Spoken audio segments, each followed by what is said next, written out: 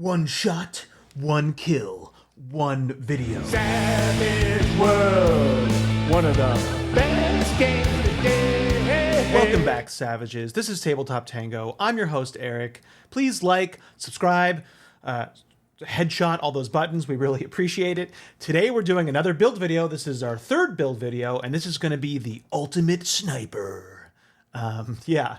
Let's just get right into it. So the genre setting for this build is going to be pretty much any modern setting, post black powder weapons, even abutting into science fiction. Science fiction will be very easy to transition into. You can still use most of the stuff for science fiction, and I'll kind of touch upon science fiction at the very end. That's a little bonus. Our main goals for this build is going to be high damage and a shooting specialist. Also, we're going to try to eliminate penalties, action penalties, as much as possible. Eliminate penalties, get bonuses to our shooting rolls to really capitalize on that. Our minor goal for this build is going to be a good scout, either urban or nature or both.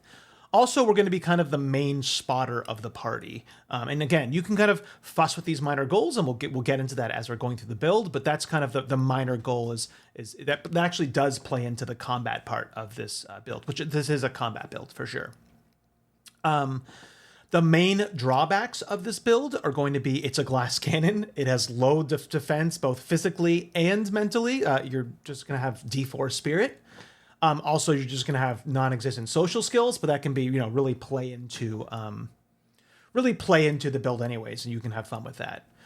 Our strategies when we're talking about utilizing this build is we're going to be wanting to get into advantageous positions, hopefully elevated positions for offensive purposes of being able to kind of see everywhere, defensive purposes of being out of the way and being far back from everybody, and also Overwatch potential. This is the very tactical style of build, and we want to be watching our party members. So this is definitely the sniper getting into the sniper nest, right? And just kind of being aware of what's going on in the battle itself.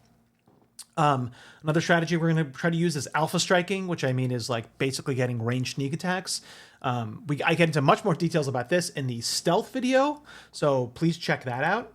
And then again, like I said, overwatching and tactical combat, initiative, playing with initiative, that's going to be one of the strategies. So again, really utilizing, being able to see the whole battlefield, being able to go as soon as possible in initiative and be able to hold when we want to do interrupts, and really do kind of tactical combat. We're just going to, the mind of this character and player, I guess, is very tactical minded. Finally, we're going to be taking advantage of called shots pretty heavily. Let's actually just get into just what called shots are about. Always getting used to. Oh, okay, here we go. Called shots. So, called shot is something that you can do. It is very dependent on size or scale, so everything is relative. These negatives here are if you're a 0 size character, normal scale, and you're facing off somebody else who's normal. This is kind of the negatives that you would take. But if you're attacking a huge creature and attacking their eye, which might be vital, it might be less than a -4. It might be a -2 or just a normal hit, because normally you would get like a +4 to hit something like that. So it's all relative. So when I talk about called shots is because part of this build is going to be eliminating penalties. And this is all kinds of penalties. One of those penalties is going to be called shot penalties. And these give us a couple advantages. For number one, it's going to be the hand. This one's just okay. There's definitely going to be times when you want to do this. If a really powerful, really tough enemy has a powerful weapon, then this is something that you want to do. But I don't really like hand here that much, is because not only do you have to successfully hit the hand, there's also another step to this, which is you may be disarmed. So the may part is really important. So as you can see with disarm, either if you're attacking the item itself, then you roll to see if you're breaking it, and then the defender must make a strength roll equal to the damage or drop the item. So that is a tall order, right? If you're doing a lot of damage, which hopefully we are in this build, and you're doing, you can't ace, right? But there's a lot of ways to get flat modifiers with damage, and you'll see later on. So if you're doing 10, 11 damage, that's a high DC. But still, it's just an extra step to actually get the thing that you took the negative for, right? Also, you could just attack the hand, and then it has to be shaken or wounding them. Then they get to roll a -2 or -4. But a lot of the time, we're attacking something that's tough. So, shaking or wounding it, I don't know. Shaking is probably pretty easy. But again, you just see that it's kind of like an extra step. But head or vitals, this is what we're going for. Like I said, we are going for a lot of damage in this build. And one of the advantages, too, of a called shot is you're getting around something's armor. Now, most of the rifles that we're going to be using have some sort of armor piercing, but there's going to be definitely, especially in a modern setting with ballistic armor, they actually get around like ballistic armor just negatives damage. It doesn't just apply armor. It also just like takes away 4 damage from normal ballistics like bullets and rounds and stuff. So you're getting around armor, which is huge. So that's going to be going toward your damage potential. Also with a headshot, while it's a -4, you're getting +4 damage as well. So again, we're all about stacking damage for this build. When we focus on a target, we want to take it out. That is our goal. We're taking out the most high value threats. Things like somebody with a rocket launcher, right? Somebody like an arcane, some type of arcane caster, if you have that in some way in the game, or somebody that's about to go call, their reinforcements in, things like that. You're wanting to be taking priority targets, so you want to be able to make sure your shot counts and it takes them out on that one shot, one kill for sure. And then finally, limbs does nothing, which is kind of disappointing. Then item is just similar to hand, right? Sometimes you're going to want to hit an item. So again, called shots are really important for this. Okay, so that's the main strategies. Now let's actually get into what our build looks like. So starting out, Ancestry, it's pretty much going to be I'm going with human here, which I think for most builds, we're just going to be, vanilla human, just because it's the most generic. But any ancestry that has a boost to any attribute except for Spirit of Vigor, so Strength, Agility, and Smarts, or anything that also boosts Notice or Stealth, at least 2 of those is definitely what you want to go for. Something with a persuasion penalty would be pretty funny, so you can really play into you being like the silent, spotter, sniper character who just doesn't have any social skills, and it's fun to still, like interact, try to be persuasive, try to be intimidating, but just not pulling it off. But yeah, so you want to look at something besides human. You want to look at an attribute raise here because that will might save us some time. I mean, mostly you're looking at agility, vigor, but really human is the strong option here. Something with low light vision would be pretty good too. All right, so we're going with human. Okay, but let me just make sure everything is looking good on the screen. Cool. So bring it up a little bit. Okay, so with attributes, we're putting, there we go. We're putting in two agility and smart starting out. So this is also a smarts heavy character. Literally doing nothing with Spirit or Vigor, at least now. I mean, we're never going to touch Spirit in this build. Maybe way later on if you want to, but not for now. And Vigor we're not going to have till later, so we're going to be very squishy. Again, we're definitely a glass cannon. We're utilizing our stealth and getting into strategic positions to be defensive, basically, and relying on our team members. But yeah, high agility and high smarts is extremely important. You definitely want agility and smarts at a D8. There's just no getting around that. Smarts you can definitely keep at a D8. So further on, you could be increasing agility, but we'll get into that, of course. So yeah, that's what I've done so far. The strength there is just so you can have higher encumbrance limits and also take higher rifles that are D6 minimum strength and handguns, stuff like that. Okay. So skills. So you do have a lot of there's a lot of fun you can have with this, more so than my tank build. There's a little bit more flexibility, but obviously right here, we want to focus on shooting to at least a D8. Excuse me. You can get up to a D10 in shooting by going over your agility limit, but I constantly say in these videos, not just the build videos, but other videos, that D8s are the sweet spot for me with skills, is that you can be an expert. You can be a specialist in a skill and have it at D8 as long as you have edges that go along with it, that that boost it in some way. So the edge support is what really makes specialists, in my opinion. D8 to me is the sweet spot. You want to have at least a D8 in something if you want to be good at it. That's just enough range of getting into successes more likely if you have other advantages from edges and not getting critical failures. But D10s are always nice, but honestly, D10 and D12, getting up to D12 plus 1, it's just not worth it, in my opinion. You're much You're much, much better off making a more rounded character and edge investment. Edges just have so much more impact in the game. So we're just going to get to a shooting of a D8 here. And also, we want to focus on a notice. I said spotting is going to be one of our main goals, and this does also play into our goal of our sniper. You know, if to be able to shoot something, you have to notice it's there. So as our kind of Overwatch character, you know, you want to be able to look around and see if something's hiding. If there's another sniper, the best defense against a sniper is another sniper, right? So you spotting where the sniper is and you taking it out is the best way that you can contribute to your team's combat potential. So we want notice at that D8 too, because we have the smarts for it as well. Along with that, we definitely want stealth. Again, we want to be able to sneak into strategic and advantageous positions and get our alpha strike off. Again, the stealth, if you shoot from stealth and the target is unaware and quote unquote not moving, but usually you get that, you get the drop on them. So you're going to be the one that wants to be starting out every combat encounter, is you getting into the right position and you doing the first shot and taking somebody out and getting the drop, which, to remind everybody, is +4 hit and +4 damage.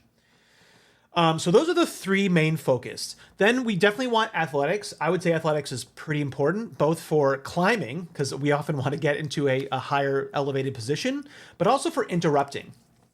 If you remember, when you want to interrupt somebody, it's an opposed roll using athletics. So, you know, for me, I definitely want athletics at a D8, just because we'll see this is a high initiative build where we're going to take all the initiative edges. We want to be able to go on hold at times. And, you know, if somebody comes into our range or somebody's about to mess with one of our party members, then we go to attack them and take them out, right? So interrupting is also very important for this build. Beyond that, it's kind of up to you. I would say you could drop down some athletics if you're going with an arcane background or mystic power, arcane background for some more spell casting or psionics or whatever. You kind of have 2 free skill points after this, and you could put these into thievery, repair, or survival, depending on the game. So, you know, it really depends on the game, whether you're talk to your game master, find out what the game's going to be about. But if you're going to be spending a ton of time outdoors, right, survival is going to be a more important skill, probably at least D4 in it. Repair's always helpful and kind of goes with this idea of the character of being able to repair their gear and just having some more utility out of combat, some more roles they can fill. Just at least a D4 repair, right? And thievery really plays into this. So I put it into thievery, just kind of assuming that this is going to be a more urban campaign, and I'm kind of doubling down into the role of, you know, the scout that can get into places, get into locked doors, get into the roof, and take up a nice position. So I put some stuff into thievery, and of course fighting of a D4. You know, we're hopefully not going to be in melee. We're probably never going to want to use it, even in combat, right? We're going to have a pistol for that, because you can use a pistol when you're adjacent to somebody. But, you know, it's such a big boost of having a parry of 2 and putting 1 point into fighting, boost that up to 4. That's just such a big boost. So most people, I always recommend taking a D4 in fighting, because you don't want the same parry as an inanimate object. That's pretty sad. And this character probably is a combat-based character, so you know, they would at least know some self-defense, so it makes sense to me. The kind of yeah, so that's why I have a fighting there of a D4. So you can definitely play around with 3 points here by changing thievery into something else, dropping thievery down to a D4, and maybe even dropping athletics down to a D6 to have 2 or 3 points there to play around with.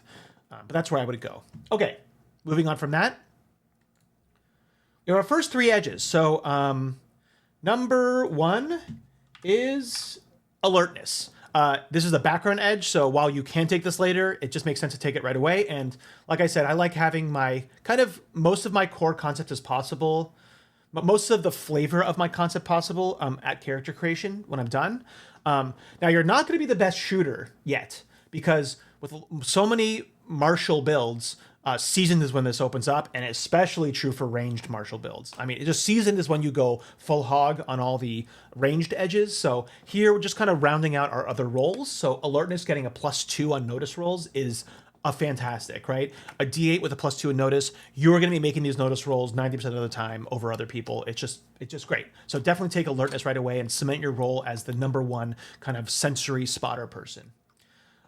Moving on from that, I want to make sure. Okay, let's see. Can we see everything in OBS? Yes, sort of. Okay. Okay. Sorry. Little problems there. All right. I have 2 monitors, not 3. Maybe I should get a third one. Second edge we 100% want is quick. As I said, we're going to be going all in on initiative edges, and we want all of them. We can't take level-headed yet. Level-headed is seasoned, which is arguably the better edge. But quick is also very good, and we can get it right away. So we definitely want it right away. And again, this is playing into our theme of being aware of our surroundings and stuff like that, and kind of going first. And the cool thing with quick is that it stacks with all the level-headed edges. It also stacks with calculating, which I'll talk about in a second, because you can always choose to take a higher card. If you get a 5 or under, you don't have to take that higher card. So quick really plays into everything. So we definitely want those two. Now the third starting option, because these were our hindrance points, or this was our free edge from quick was maybe our free edge from human, and the other one was a 2 of our hindrance points. For our last 2 hindrance points, there's a couple of options here. So this is kind of a free section here. Good options here are more skills if you want to round out, your character by adding in like some repair or some survival, things like that, or maybe even some, science, or maybe, I don't know, right? Depends on your game you're playing. Excuse me. Also, you could just go on in and get shooting up to a D10, but I don't really recommend that. But you could. Also here you could boost agility or vigor. If you want to just set yourself up ahead of time, or strength, even if the game you have has higher strength weapons. Now, we'll go into weapons in a little bit, but mostly the rifles that I'm looking at personally are not going to be D8 strength weapons. They're just all D6 strength weapons. So you really don't need it, but if that's the case, if there's like using the science fiction book or there's other materials that you're using that has higher strength options, then definitely go with that. Go with strength over soldier or brawny, right? It's just because you're not going to want to invest in vigor right away. Okay, but the other options for the free things here, we'll actually talk about the edges. So thief is the number 1. Again, this plays into the whole kind of urban scout character. It gives you +1 on athletic rolls to climb when you're in urban environments, +1 to stealth rolls in urban environments, and +1 to all thievery rolls. So really important depending on the game you're playing, but a really cool professional edge and really cements your out-of-combat capabilities. Now, Rich is something that I usually never recommend to people. You're going to be getting money in the game, hopefully. Again, it really depends on the game that you're playing. If you're playing in a military-style game, so you're getting geared, this is not really useful. If you're being in a game where you're taking contracts or something, you're getting money, this won't be useful. But you're going to see once we get into the equipment section that you're really starved for cash, and having starting with $1,500 is huge, and you can get all the good stuff that you want to get pretty much immediately. So Rich can be a very powerful option. I just don't like things that give you something that aren't really long lasting that you could get anyways. So, but still a good option. Going up to Free Runner. Free Runner is cool because you ignore difficult ground when on foot, as long as you can, parkour and do other stuff. That could be important for a character trying to get into the right position, right? And you don't want to have difficult ground affect you. I guess fleet-footed could also go into it here, but I just like Free Runner because of the second part of +2 athletic rolls to climbing. So if you only had athletics of a D6, this would really, again, I'm all about the climbing here because I want to get into elevated positions. So I want to make sure that I'm not failing climbing checks. Also, you get a little increase to foot chases. So this is just a good option here, but probably not something you might not want right away. Steady hands. Now this is one of those edges that is either pretty much useless or really, really useful. It depends on your game. If your game has a lot of vehicles in it, if you're in a kind of post-apocalyptic game with, that you're fighting from type of, out crazy murder cars or whatever, murder buses, then absolutely you need steady hands, right? If you're on some type of ship game, a naval game, then you absolutely want steady hands. So it just really depends on what your game is going to be like. But if you have vehicles or a prominent part of your game, then actually you just want this now, or you want this right before the vehicle sections are taking off. So yeah. Finally, calculating. You don't have to take this here, but this is definitely one of the for sure edges that you're going to want. Now, when this plays into all the initiative stuff, even with quick, is that whenever you have an action card of 5 or less, you can ignore 2 points of penalties for one action that turn. So only one of your actions. And that includes everything, every type of penalty, which a lot of the edges that ignore penalties or options that ignore penalties, they don't include everything. This literally includes everything, including multi-action, cover, range, called shots, right? So again, we want to eliminate penalties as much as possible because we want to be able to hit people behind cover. We want to be taking advantage of called shots. We might be able to do multi actions to hit 2 people. So calculating is really important, and it's a really fun style of gameplay when you combine it with initiative edges because it really plays into that. Okay, do I want to go sooner in combat and kill that guy or be on hold, right? Or do I want to go? I'll go later in combat so I can really pull off some type of crazy maneuver or do something special, right? So it just really plays into that fun type of gameplay of being tactically minded. So calculating is definitely something that we want either at character creation or before we get to seasoned. But I'm just putting there as an option. Extraction, really good for defensive purposes of getting away from people without them striking you. Now this is going to be really important if there's a lot of melee in your game, in melee, sorry. If you're in a type of game that, it's modern, there might be some people with a knife or something, but most of the time people have guns, right? If you're not in some type of game where people have laser swords or they have some reason, they have power armor, something where they're like, there's a reason they're in melee, then it's really not that useful. So just be aware of if your game's going to have the type of enemies that are going to be in melee, maybe even like creatures, things like that. If you're doing a game where you're visiting like dinosaur islands or alien planets, things like that, then that would be, obviously more advantageous because you're going to be fighting powerful creatures. Otherwise, it might not be useful. But yeah, extraction gets you away from 1 person per turn without taking the attack from melee. Finally, trademark weapon is just okay starting out. Unless you're starting with a lot more money, or starting with like a military is giving you the weapons that you want, then trademark weapons is not going to be as good because you want to be able to level up your weapons at some point. Now, me and Carl as game masters are very lenient when it comes to trademark weapon. We allow people to. I mean, it says there that like if you lose it, right, you can gain a new weapon that you kind of spend time with. But we just let people, if they get a new weapon, they can throw away their old one, but if they get a new weapon, they can like spend some downtime, handling it, naming it, caressing it, spooning it. I don't know, whatever you want to do. Probably not spooning with a powerful rifle, but that's loaded. But teach their own. So that's what I say. It's just okay here. But if you do have the one weapon that you want, then just having a +1 carte blanche like all the time, plus that parry bonus is huge. I mean, trademark weapons always are a good option for any martial build. So yeah, trademark weapon is a powerful option here. Let's see.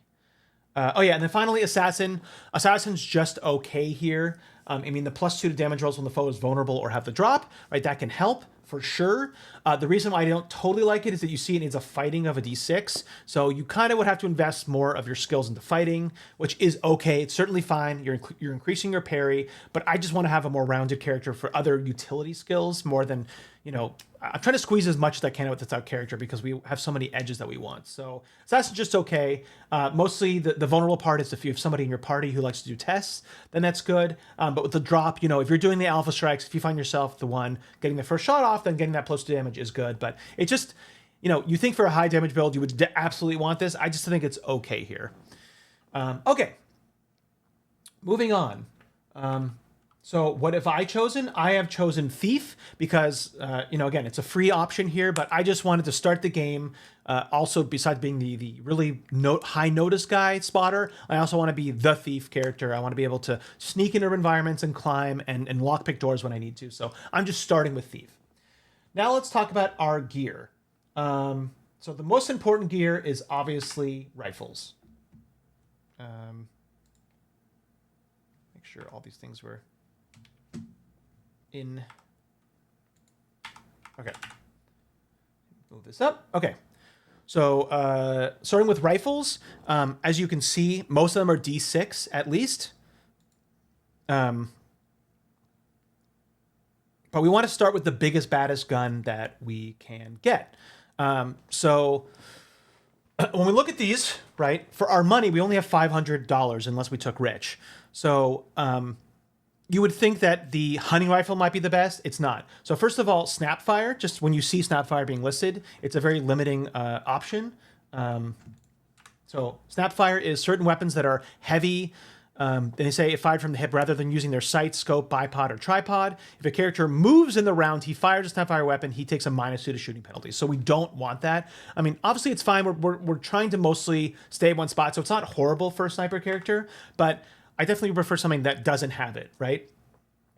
And when we look at these rifles, a couple ones come out to us. So obviously the 50 caliber would be the most. We'd want that the most, but they have some disadvantages of being a D8 minimum strength penalty, also having snapfire. Obviously the Barrette is the main one that we want here, especially because it has heavy weapon. Now, heavy weapon's only going to be really important if you're in a game where you're facing off, in some type of war game where there's like tanks or something, or there's mechs in a more higher, cyberpunky game or something, then it's going to matter. Otherwise, it doesn't really. And most of the time, if you're facing like a mech or something like that you can still use the called shot to like, okay, there's a battery pack that's exposed that I can actually get to that's not covered by the heavy armor. Hopefully, your game master is just not throwing tons of heavy armor stuff at you without making weapons more available to have heavy damage.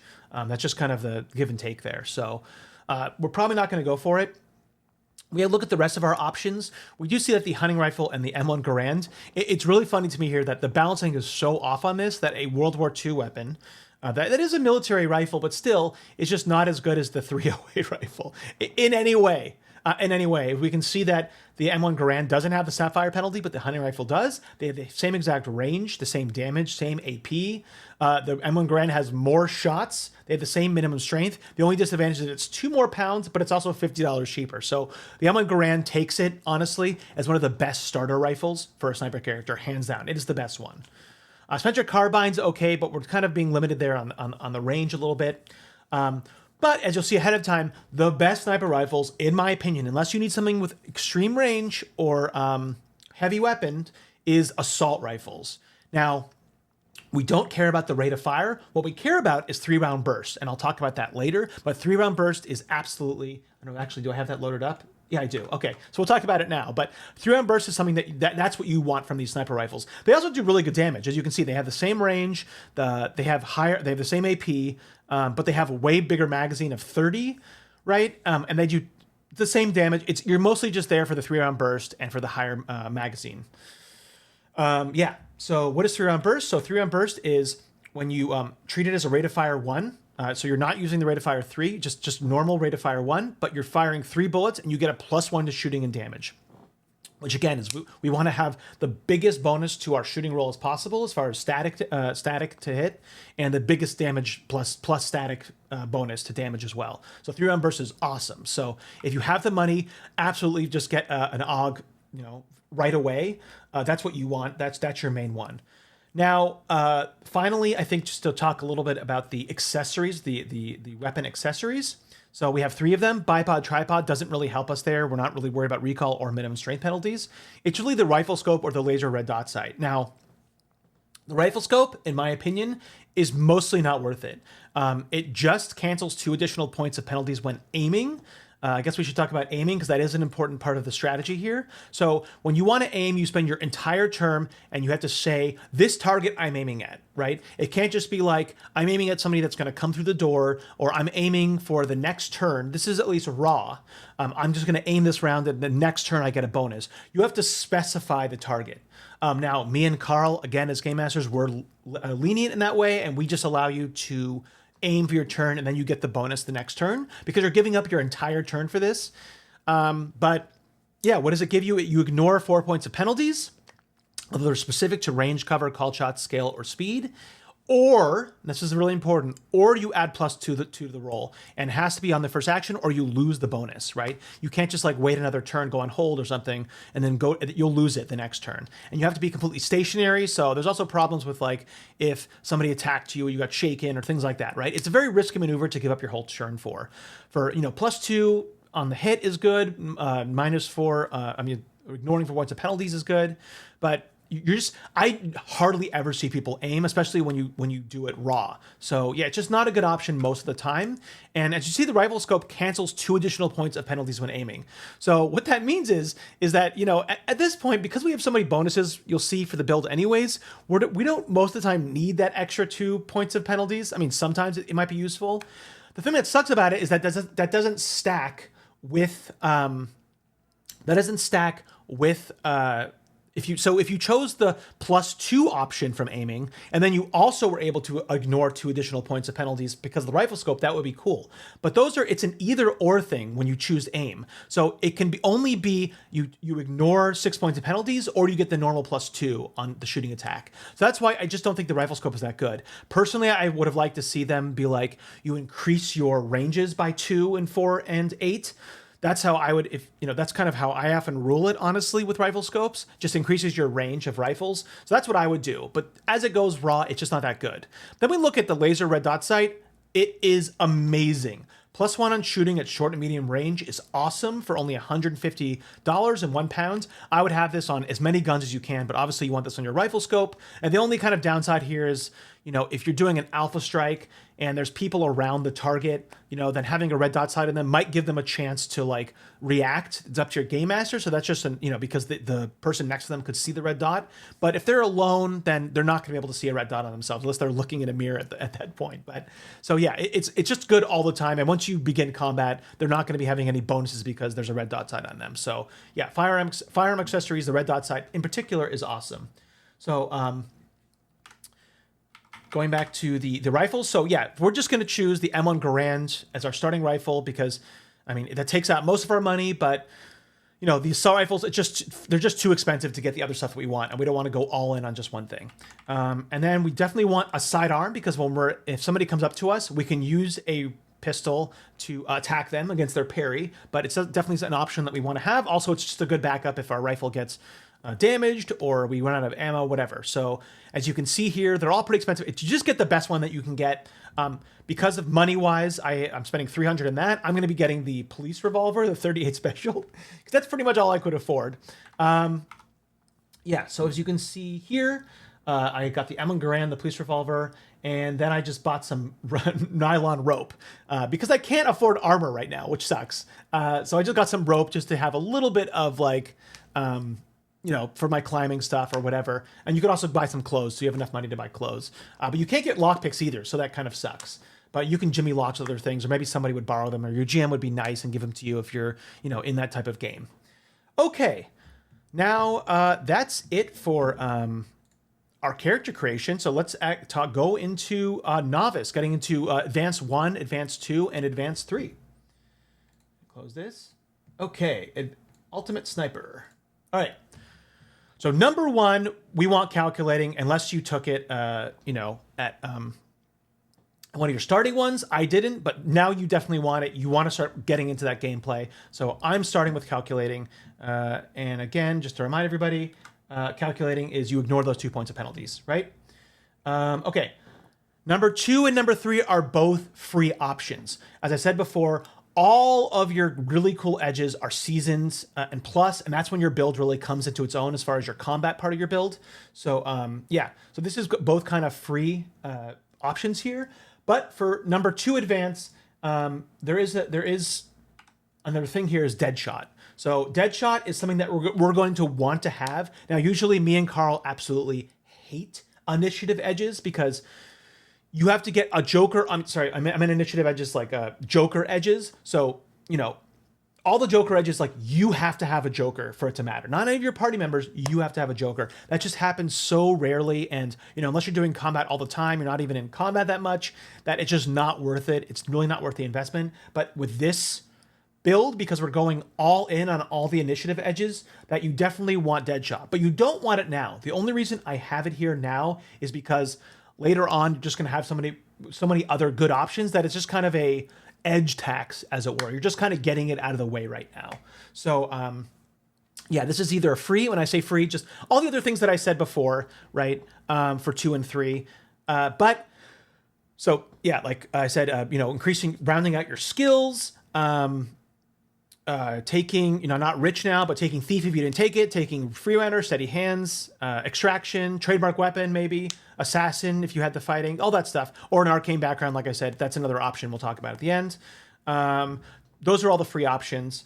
But if you kind of wanted to quote unquote min-max it here, then I would definitely, for advanced number 2, raise my agility to a D10. And then for my advanced number 3, I would then pump athletics to D10 and pump shooting to a D10. That's kind of the, I mean, it's not horrible. You're not like a bad person for optimizing this way. That's just the most like combat focused approach that you could have. Personally with this build, I raised my vigor because, you know, he just so weak, just so very weak that I just want to have at least a D6 vigor just to add that toughness and be able to soak stuff okay and deal with hazards, things like that. I just want to have a vigor of a D6. And then for my third advance here, I increased my skills. I rounded it out. Again, I put another point into thievery just because like I'm the thief character. I want to be, if you're encountering traps, if you're encountering locked doors, if you're not, then maybe don't take that. But here I'm just assuming that we're in this urban campaign. So I went with rounding out my skills. But again, those are both free options. And I threw repair in there because again, I just want to have that other option of being able to repair my gear and have some extra utility. So that's just where I went with that. Okay. Moving on to the really fun part of the build, and that is advance 4 to 8. Okay. So here's where all of it begins. We start out with...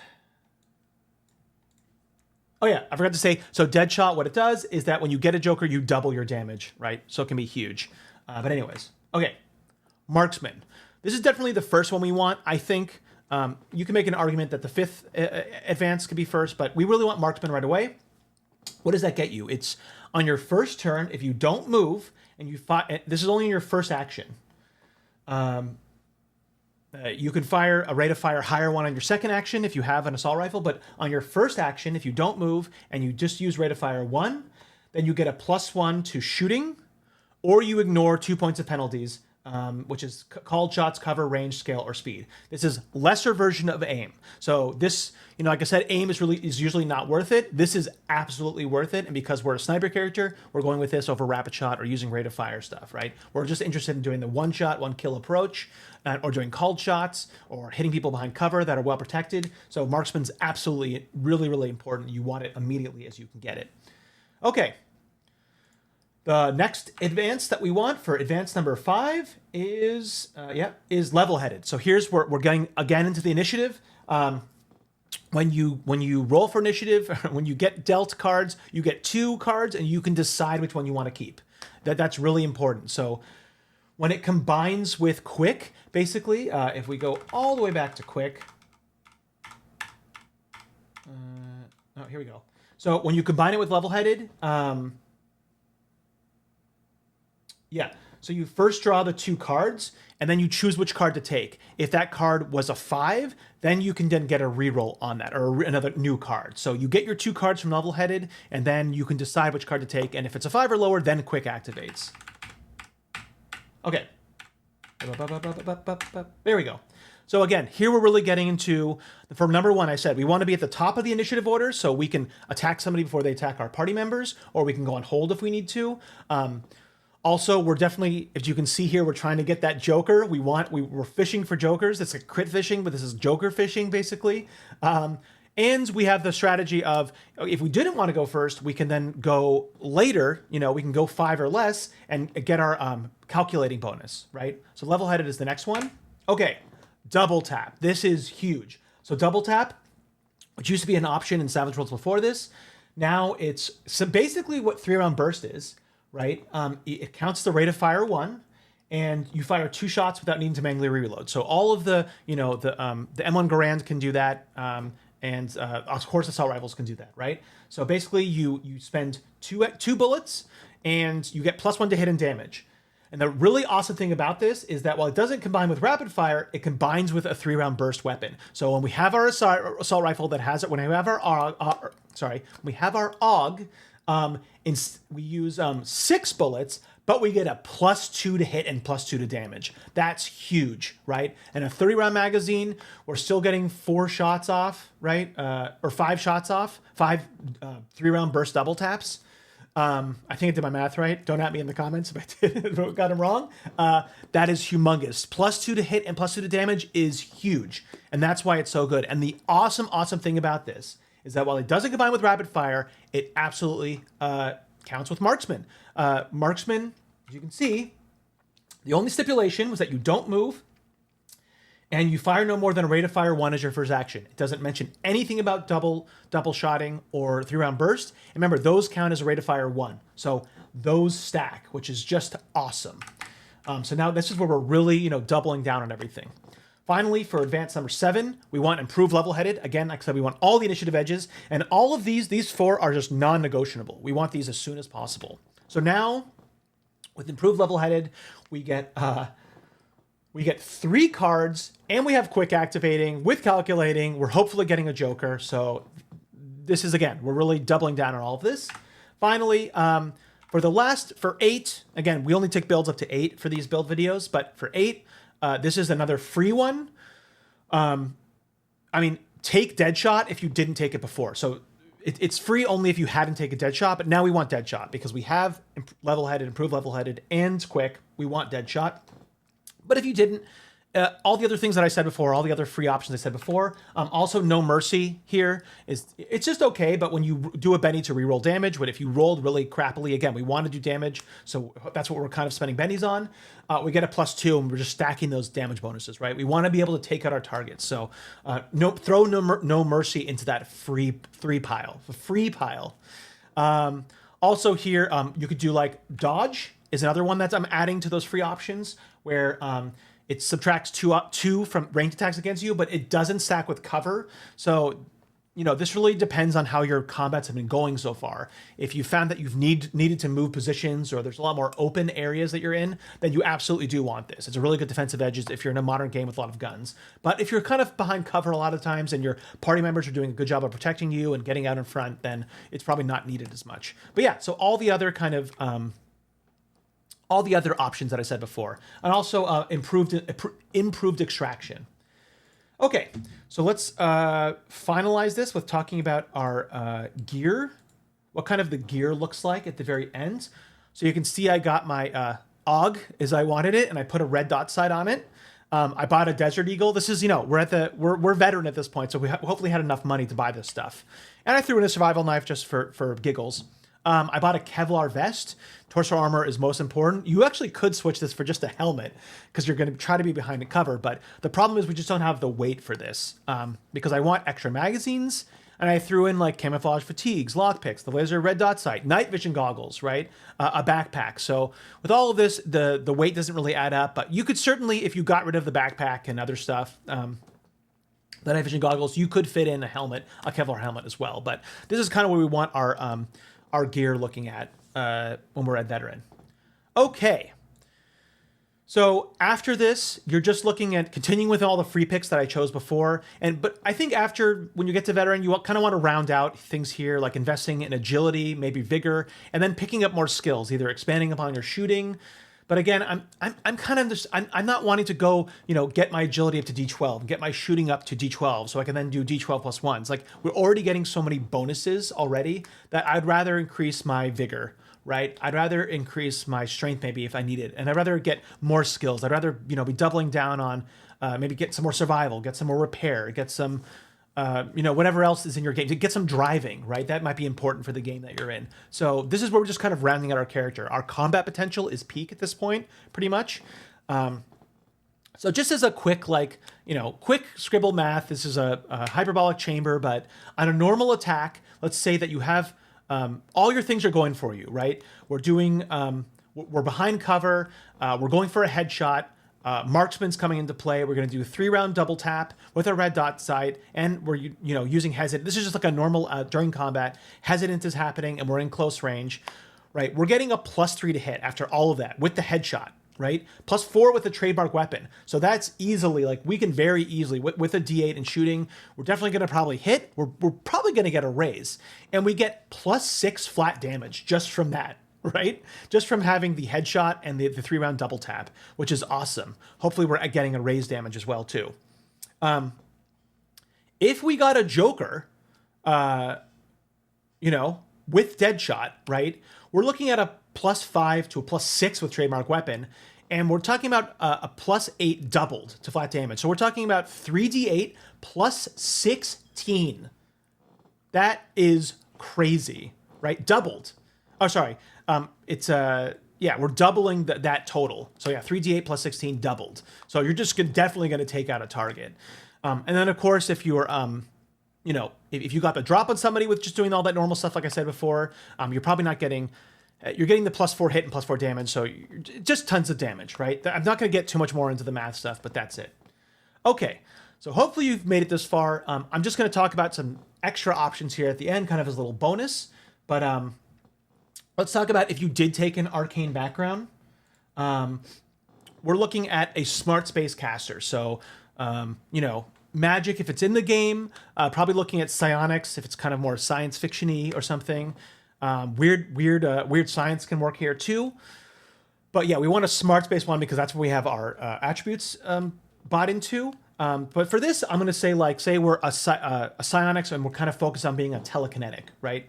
So just if you do go that route, you only want a spellcasting to a d6 is fine. You don't need to kind of invest more than that because we're going to be taking a lot of limitations for our powers to try to get pluses on the +1, +2s from using limitations. So the best kind of powers overall, I mean, you can do more, but best kind of powers are, of course, boost lower trait, but we're only interested in boost trait here because for most of these, we're going into the self. We're changing it from smarts range, and we want to get into, touch to self. So we're negativing them down -2 there, and then also the aspect limitation. So it's just boost trait. So we're definitely getting a +1, +2. We're getting a +1 on the activation roll here. And you could even do it further on doing like only boosting, shooting, notice, and thievery and survival or something. So you're going to get that +1 to doing those boosts there. This one's just okay, but it's always a good option. The next power I would say is deflection. I like this over protection because you just don't want to get hit, and this will stack with cover. This will stack with the dodge edge. So obviously both choosing range attacks. But yeah, again, doing self here is going to get you a +1. So very cool. Yep. The next one is obviously Farsight, which is seasoned. So that's if you take the new power edge as one of your free edges late, is like, in veteran or the end of seasoned.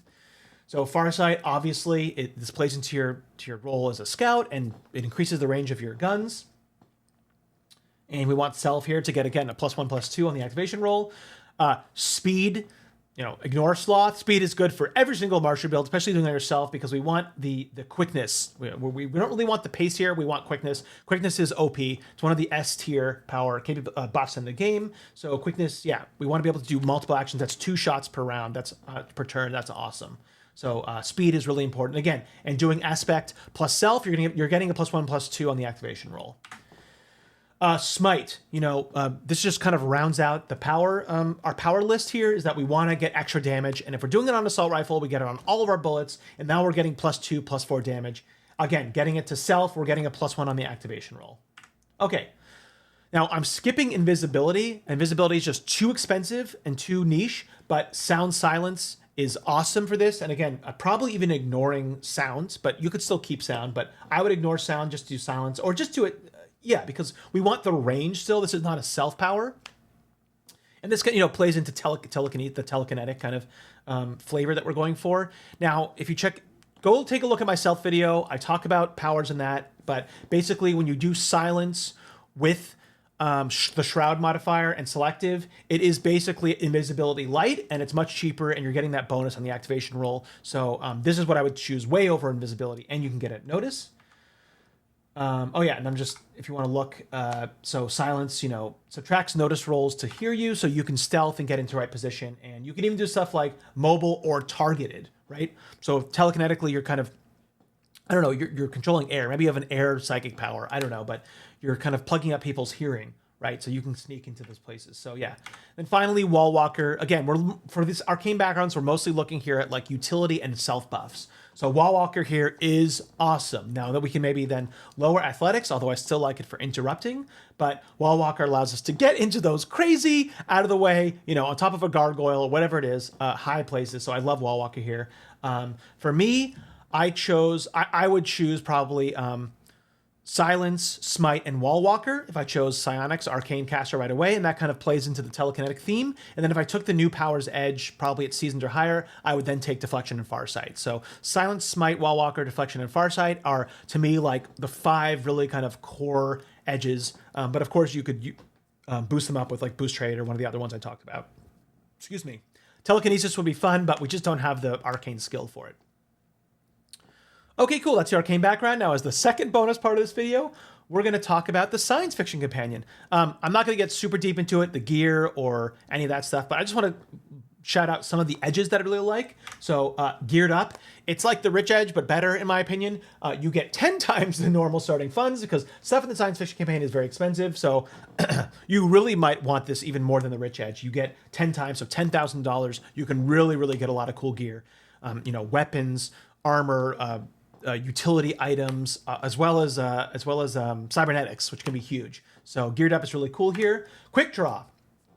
This is another initiative edge is when you spend a Benny for additional action card, you get 2 of them. So this can play, if you really didn't get your Joker, you can spend a Benny and maybe get it back, right? So it's totally worth it here because this combining with quick, with level-headed, you're going to be getting Jokers, you're going to be getting Bennies back. So you're getting an extra card. You get 2 cards for that, which is cool. The other really cool part about this is that it also adds +2 to athletics to interrupt actions. So it's almost just worth it for that. Again, interrupting is a huge part of this build. So yeah, quick draw is awesome for this if you're doing science fiction. Finally, sneak attack. If you went assassin, you're probably going to want to get sneak attack where it changes to a d6, which we often think that an extra damage die or a raised is not really worth the plus, not that well over +2, but for sure sneak attack, adding on an extra d6 and having your raise, 3, having 4 die you're rolling with Deadshot, right, is really important. So you would definitely want it eventually. And finally, the cyborg edge, which is actually hidden in the cybernetics section.